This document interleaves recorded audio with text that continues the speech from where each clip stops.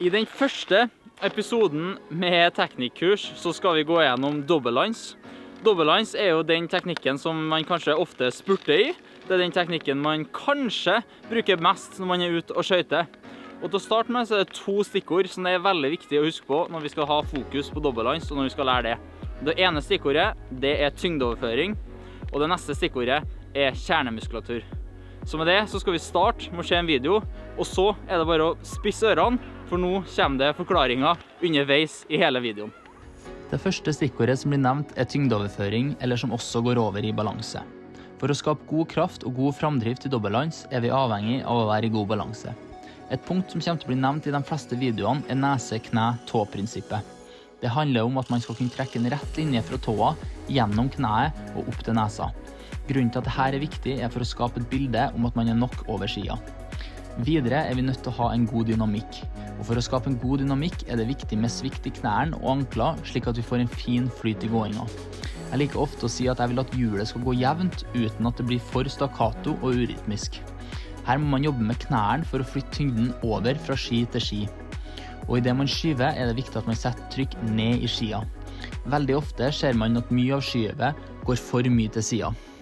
I tillegg er det viktig at i det man skyver fra, at man har trykket litt i den framre foten. Det betyr ikke at vi skal være helt på tåballen, men vi skal kjenne at vi ikke sitter bak på hælen. Det er viktig at vi ikke blir stående for mye bakpå, da det lett gjør at man skyver for mye til siden. I det man har kommet seg opp og over på den ene skia, er det viktig at man er stabil med overkroppen. Man kan sammenligne overkroppen i dobbeltlands med overkroppen i staking. Med det mener jeg at jeg vil ha en stabil overkropp som ikke vagger fra side til side. Det er selvfølgelig viktig da å bruke kjernemuskulaturen. Den er viktig for å holde overkroppen stabil, samt at i det man setter ned stavene, så skal man klare å stå imot med mage og rygg. Stavisettet skal være rett foran skotuppen, og dersom man klarer det, vil det gjøre at vinkelen i albuen blir ca. 90 grader. Grunnen til at jeg ønsker 90 grader er fordi det er der man er sterkest. I tillegg skal man søke albuen litt ut mot staven i isettet, for det tvinger fram hofta til en høy og fin posisjon. Til å avslutte med vil jeg nevne et par ting. Frekvensen på dobbeltlands skal variere ut fra fart og helning på bakken. Der det er lett terreng ønsker vi å stå lenger på hver ski for å skulle skape god kraft i det neste skyvet.